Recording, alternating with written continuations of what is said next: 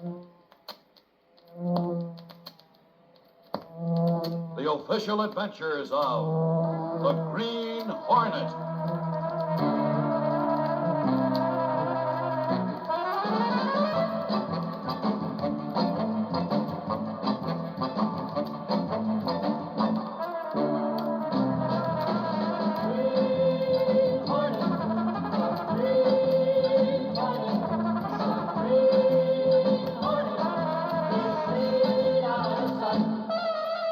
Britt Reed, daring young publisher of the Daily Sentinel, matches wits with the underworld in his disguise as the Green Hornet, battling against clever criminals who operate within the law, racketeers who cannot be reached through police or legal methods.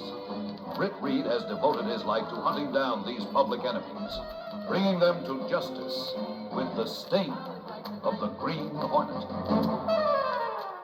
His secret identity is known only by a chosen few.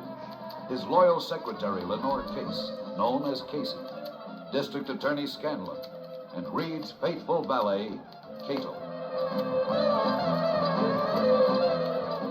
Late one evening, Britt Reed is in his home, seated in front of a glowing fireplace, reading, when suddenly the Hornet signal sounds. Reed gets up and touches a set of books. He then watches the entire fireplace rising toward the ceiling as a hidden elevator underneath ascends quickly to the spot where the fireplace was a moment ago. Then, out of the secret elevator steps the district attorney. Scanlon, this is a surprise. Britt, I'm glad you're here. What's up, Frank? Something too private to discuss on the phone and too urgent. There's been another of those jewel burglaries, the third one this month. Yes, I know. The Sentinel had the story tonight. The Harrison estate, wasn't it? Yes. Almost $200,000 worth of jewelry gone. Well, Harrison's always been pretty eccentric. Keeping jewelry on display the way he does, instead of locking it up in a safe, is inviting a robbery. Of course, but Harrison's got that place guarded like Fort Knox. A 12-foot fence, watchmen, everything. And no sign of forced entry either. And you think it wasn't an inside job? I've just come from there. Every one of his employees has been investigated thoroughly. They've all been questioned till we're blue in the face, and not a shred of evidence that could point to any of them. Not a single clue, except that half-open window. An open window? I didn't see anything about that in the story. I've kept that out of the papers until I could talk to you. This is the strange part. It's a tiny upstairs window which opens only about 10 inches. Well, even a child would have had a tough time getting in there. Now, look, I'm telling you this, but I want your word as publisher that you're not going to let this news out. We've had this same curious thing in all three burglaries. Always some small opening, a ventilating shaft, a cellar window, and hardly big enough for a baby. And only jewels have been taken. Never anything else? That's right. Exactly the same. All three of them. That is strange. I wonder. A child.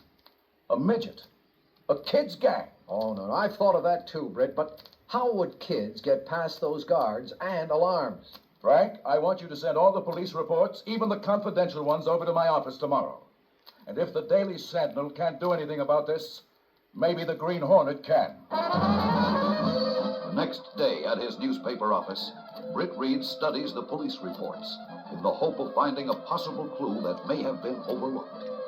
Reed asks Mike Axford, his managing editor, to check the criminal file for possible similarities in previous robberies. But there are no leads. At the end of the day, Reed is still as puzzled as when he began. Meanwhile, on the other side of town, the Municipal Opera House is a scene of busy activity. A gala performance is due to begin shortly. As the audience arrives, the crowd gathering under the lighted canopy begins to grow. A row of chauffeured limousines moves past the entrance, bringing the wealthy patrons of society. The crowd at the curb presses in for a closer look at the gowned women and their escorts in full dress as they alight from their cars. A dazzling display of finery is highlighted by glistening jewelry worn by the women, sparkling in the lights of the marquee. As one very elegant woman pauses at the entrance, waiting for her escort, there is a sudden flurry in the crowd. A low, dark animal form running along the sidewalk suddenly breaks through the crowd. A lean black dog bursts into the pool of light, heading straight for the elegantly dressed woman.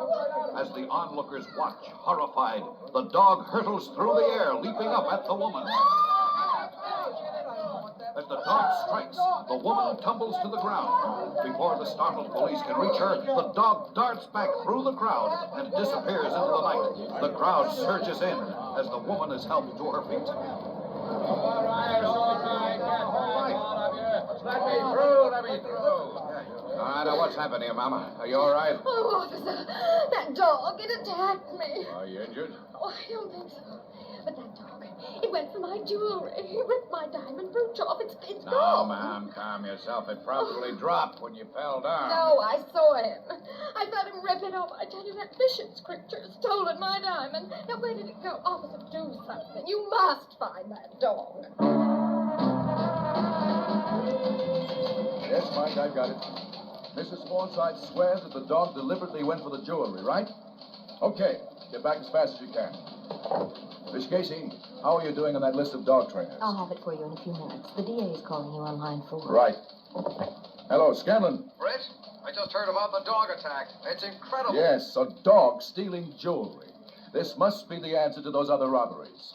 You mean you think a dog is trained to do this? It's possible. From the witnesses' descriptions of the robbery, it was probably a German Shepherd. And you know that Shepherds can be trained for all sorts of work. Have you any leads on the dog at all?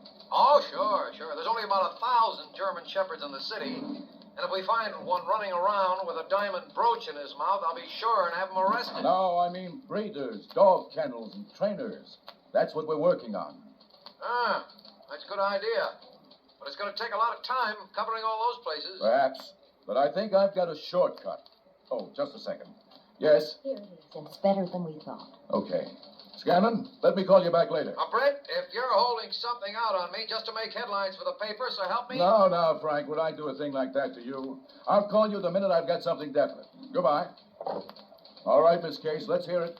Well, we did what you suggested. Went over the list of dog trainers and breeders who handle German Shepherds with your friend at the Kennel Club.